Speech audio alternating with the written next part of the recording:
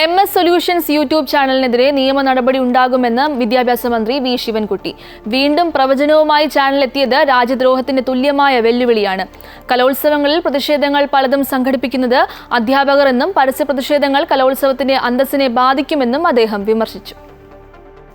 SSLC +1 അർദ്ധവാർഷിക പരീക്ഷയുടെ ചോദ്യപേപ്പർ ചോർന്ന സംഭവത്തിൽ ആരോപണ വിധേയരായ MS സൊല്യൂഷൻസ് എന്ന യൂട്യൂബ് ചാനൽ വീണ്ടും ലൈവ് ക്ലാസുമായി എത്തിയിരുന്നു. ചാനലിന്റെ CEO തന്നെയാണ് കെമിസ്ട്രി ക്ലാസിന്റെ ലൈവ് ചെയ്തത്. ചോദ്യപേപ്പർ ചോർച്ചയിൽ അന്വേഷണം നേരിടുന്ന സാഹചര്യത്തിലാണ് വീണ്ടും CEO ഷുഹൈബ് ലൈവിലെത്തിയത്.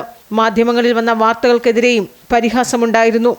കൂടുതൽ യൂട്യൂബ് ചാനലുകൾ തുടങ്ങുമെന്നും ഇപ്പോൾ നടക്കുന്ന അന്വേഷണത്തെ നേരിടുമെന്നും പ്രഖ്യാപിച്ചിരുന്നു. ഇതിനെതിരെയാണ് വിദ്യാഭ്യാസ മന്ത്രി ശക്തമായ പ്രതിഷേധം രേഖപ്പെടുത്തിയത്. രാജ്യദ്രോഹത്തിന് തുല്യമായ വെല്ലുവിളിയാണ് ചാനലിൻ്റേതെന്നും നിയമ നടപടി സ്വീകരിക്കുമെന്നും മന്ത്രി പറഞ്ഞു.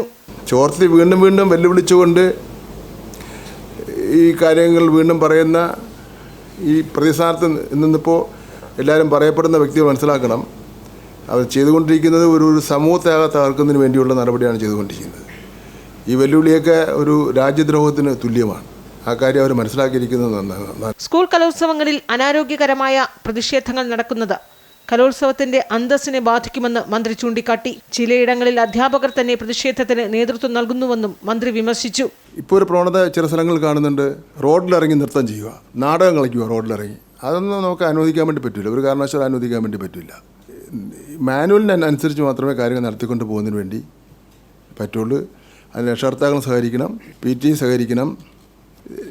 ഈ കലാ അധ്യാപകരുണ്ടല്ലോ പഠിപ്പിക്കുന്ന, അവരും ഇതിൽ സഹകരിക്കേണ്ടതായിട്ടുണ്ട്. കലോത്സവം മാനുവൽ പിന്തുടരാൻ എല്ലാവരും തയ്യാറാകണമെന്നും അച്ചടക്കം പാലിച്ചില്ലെങ്കിൽ നല്ല രീതിയിൽ മുന്നോട്ട് പോകാനാകില്ല എന്നും മന്ത്രി ചൂണ്ടിക്കാട്ടി. അമൃത ന്യൂസ്, തിരുവനന്തപുരം.